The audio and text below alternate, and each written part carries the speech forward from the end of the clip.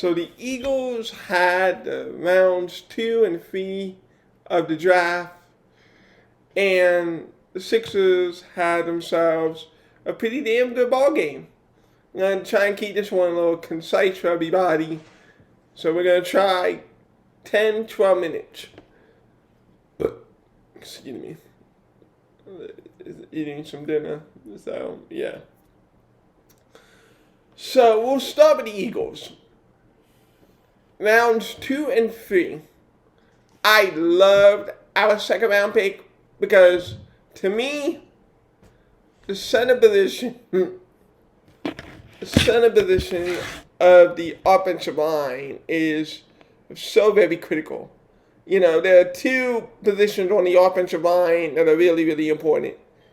Jalen Hurts' blind side and the center position.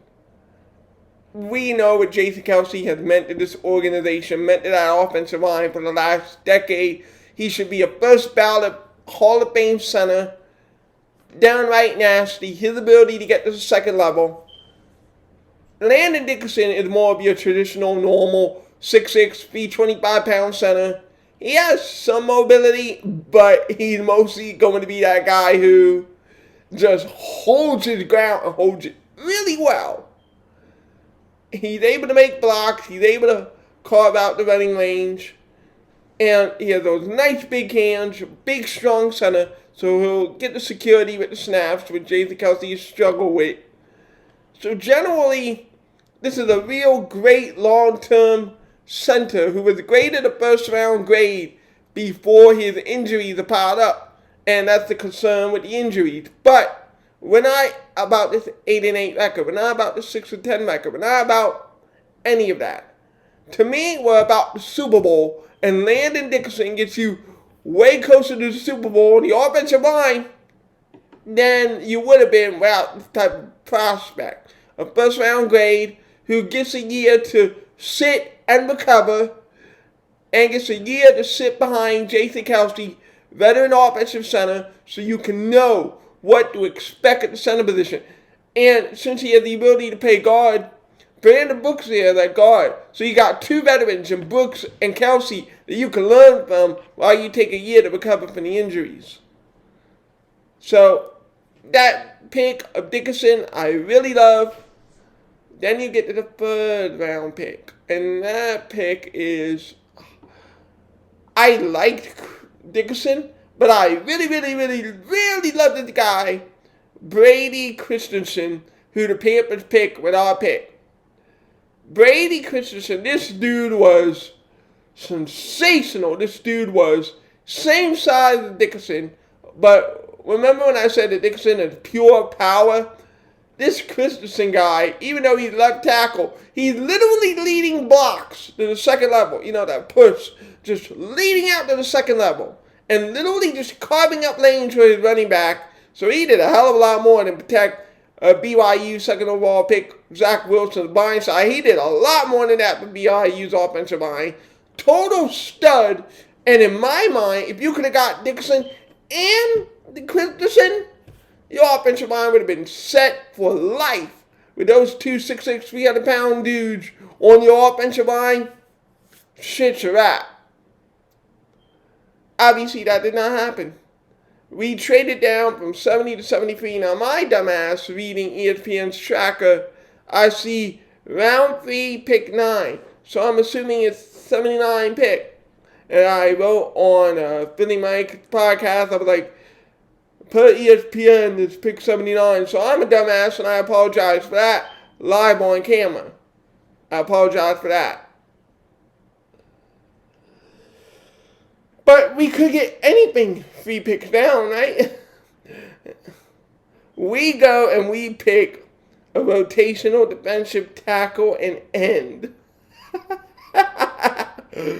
And it got to a point where, you know, the senior scout Tom Donahue and Bobby Roseman, it was a fake, not really. Scouts versus Bobby Roseman is real. And it showed up at that third round pick. So at the Eagles, you get a first round grade center.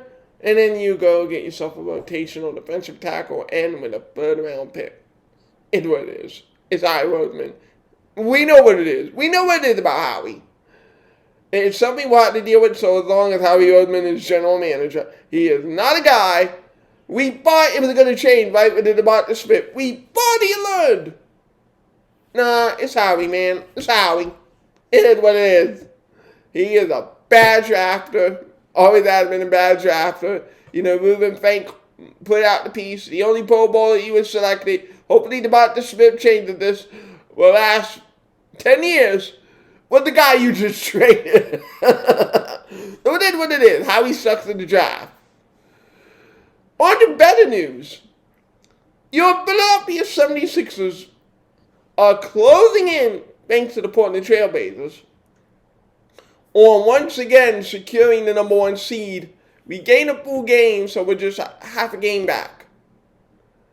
We're a half a game back. And very crucially, we have the same number of losses. That's the key there when it comes to this whole game-chasing thing. As long as we have the same number of losses, we just need to outwin them. Or even just match their win total because we won the season series. Match the win total or exceed it.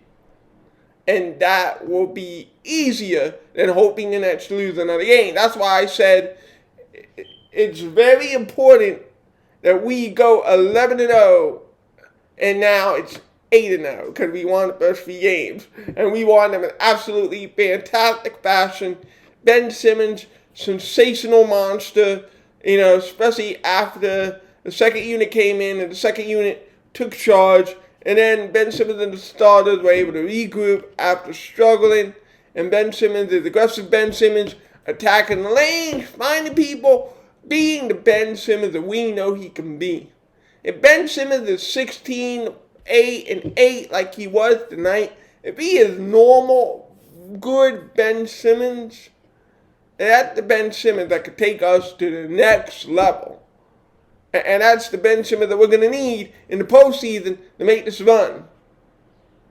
John B did his thing a little bit. I love this. I love this old school rest. This isn't about MVP anymore. This isn't about great stats. If you can play 22, 23 minutes, get your ass out there and play the next game only 22, 23 minutes, that is what we need. That is what we need in this clump of games remaining. We need to get rest. We need old school rest so that you can get, there's no greater exercise than playing the games. There's no greater rehabilitation for your knee bruise and stuff like that for Jerome and Toby than to get solid 20-ish minutes a night, be able to rest, and then play in the next game. Old school rest is big, and we've been able to have old school rest for 3 consecutive games. Let's make it a 4-point against San Antonio. The San Antonio Spurs, Chicago Bull road trip is entirely weird. You're starting up San Antonio and then you're going to Chicago? Come on, man. What are you doing? NBA schedules, what are you doing? George Hill has been amazing on that second unit. He's just been a stabilizer. He's stabilizing that second unit and just really helping out the guys. Shake Milton doing Shake Milton things. And then there's Chris Dunn, dude. Chris Dunn, what are you doing? You're on the tail end of your career already, in like your 5th year. You have to impress the Hawks management. And you also have to impress other managements around the league if you want to stay employed in the NBA. And here you are, after the stupid instigating incident where Shake Milton and Matisse Thybulle try to get themselves, a high five. Chris Dunn literally bull raps Shake Milton, tries to pull him down, and then kicks him in the nuts. And then they just gave him a double technical. Chris Dunn should have been ejected. Like Allen Abney said, there's no place for that in basketball. Should have got ejected, but then they give him a double technical. And then Allen Abney actually called it out before it happens. Shout out to Allen Abney. He's a real dude out there. Just call it what it is. Shout out to Alden Abbey. Dwight Howard. I would be remiss if we did not talk about what Dwight Howard has brought to this team.